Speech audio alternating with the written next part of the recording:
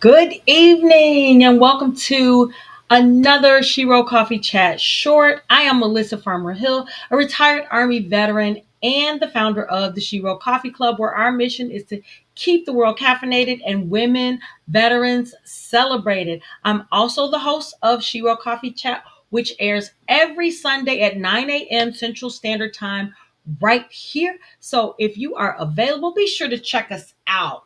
So let's hit on tonight's topic. Let's get into it. Remember that time you were going to do that thing and you put it at the top of your list to do the next day, but didn't? Okay. All right. How about when you said you were going to do that other thing and never got to it? You never crossed it off your list? Y'all, some of us are out here using the next day as our excuse to put everything off. We always think, well, we've always got tomorrow to get it done until that day's problem, the tomorrow's problem, becomes an emergency and you've got to get to that. Then the thing you were supposed to do the day before didn't get done because you're handling today's problem. And then that thing you put off for the next day turns into the next week, turns into the next month, turns into the year, and before you know it, it's right back on your New Year's resolutions list. I know. Is it just me? Because if it's just me, it happens to the best of us. So don't feel bad about it. The thing is, you got to do something about it. All right. So that's what we're going to do because research actually shows that many times this happens because we're out here overestimating how much time it takes to get something done. We think we need to be in a certain emotional state. We need to be feeling good or motivated, or we think, tomorrow might be better to get it done. So we put it off for later. It's a natural. And then the other thing, especially what if we really don't want to do it? But truthfully, sometimes actually, and I've experienced this, I'm sure you have too. Sometimes we actually need a break from a thing to get a fresh start. But I'm not talking about that. I'm talking about when procrastination really becomes a way of life. Like you're giving yourself a little too much grace, and the list just keeps piling up and piling up. See, when it gets to that point, it's never a good thing. I mean, hey, I get it. We've all pushed off emails, workouts, and waited till the last minute to get stuff done because we didn't feel like it, or we were waiting until things were perfect. Or sometimes, you you just didn't know where to start. But I want you to remember that procrastination is definitely the enemy of time. So I want to ask you, how long are you going to put something off? Because by definition, procrastination is the act of delaying important tasks. The act of delaying important tasks. And so what we oftentimes do is replace these is replace these important tasks with stuff we like doing. Because if you give me a good glass of Cabernet, some popcorn, and a good movie, I will create a reason why I need to put it off. But that's just me. Those are just my challenges. And guess what?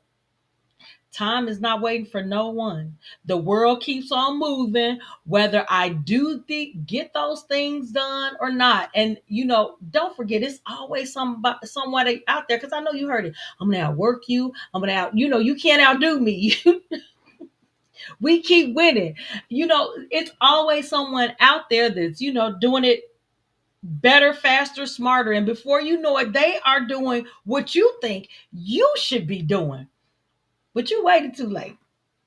You know. You know, you waited too late. So here is what I'm telling you. Some things you won't ever feel like doing. You just won't ever feel like doing, and you have to force yourself to do it until it really becomes a habit in your life. And I guess it all depends on how long it takes to change your mind. So that's why some people could go cold turkey. And then that's why some people, it takes longer than 21 days. Because, they usually say it takes 21 days to change a habit.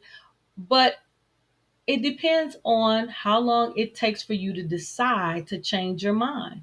Because for some people, it's overnight, beginning now and forever. Like I've talked to a lot of people, like they became vegetarians, or and all of this stuff it happened overnight. But some people are still working on it. So really, it's just a matter of once you change your mind, you reset the default mode, or you reset that standard to, this is who I am now. This is what I'm going to do now. And not only now, but I'm going to do it every day. It's kind of like brushing your teeth. Most Americans brush their, I'm going to believe that a majority of Americans brush their teeth every day. Now you don't even think about it. You just do it, right? You shower, you just do it, right?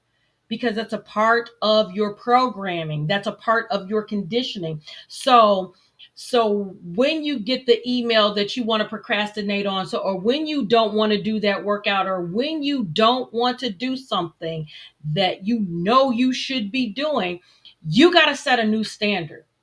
You got to set a new standard.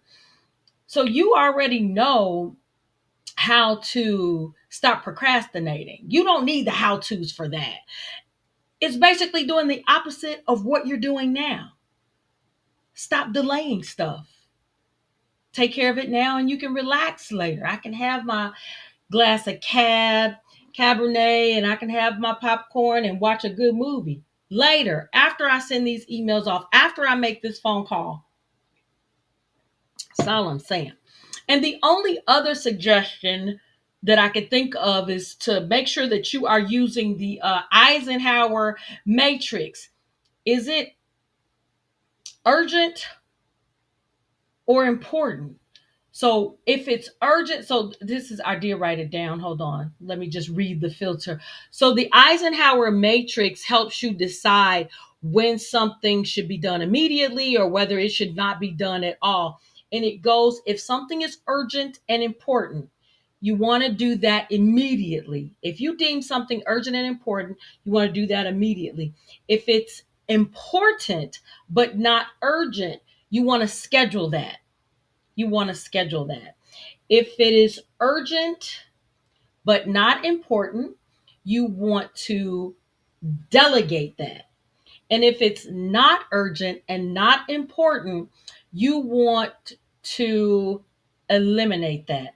Urgent, important, do it now. Important, not urgent, schedule it. Urgent, not important, delegate it. Not urgent, not important, eliminate it. And the other thing is, don't forget, no, N-O, is a complete and powerful sentence. Never be afraid to use that. I think that's it, y'all. Oh, I do have one thing. Don't forget, if you have not signed up to SheWroteCoffee.com, don't forget to sign up. Tomorrow, our Sip on This She Wrote Ambassador blog comes out. A new article comes out, and you might want to take interest in reading it. And if you place any order on our website with the Sip on This, and I think I made a banner for it. One second, let me just check here. There you go. If you place at the when you check out Sip on This 2025, you receive 10% off all of your orders at Shiro.com.